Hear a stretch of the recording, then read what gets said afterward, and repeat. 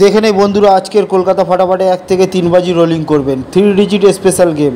বন্ধু আর একটা গেম রাখা আছে আমাদের এখানে 2 ডিজিট স্পেশাল গেম, যেটা 1 থেকে 4 বাজি রোলিং করবেন অবশ্যই একবার পাস হবে। যদি কোনো কারণে মিস যায় ওটা 1 থেকে 6 বাজি রোলিং করবেন অবশ্যই 2 ডিজিট গেম পাস হয়ে যাবে। এবং 3 ডিজিট গেমটা একবার পাস হয়ে গেলে ছেড়ে দেবে 1 থেকে 3 বাজির মধ্যে। দেখে নিই তবে আজকের গেম।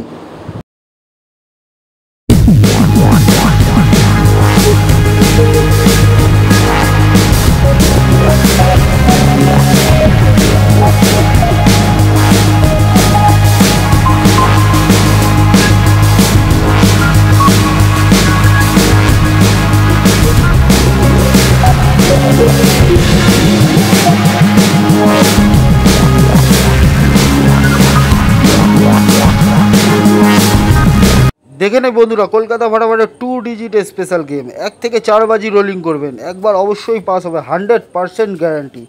যদি কোনো কারণে বাই চান্স গেম মিস যায় 1 থেকে 6 বাজি রোলিং করবেন অবশ্যই পাস হবে।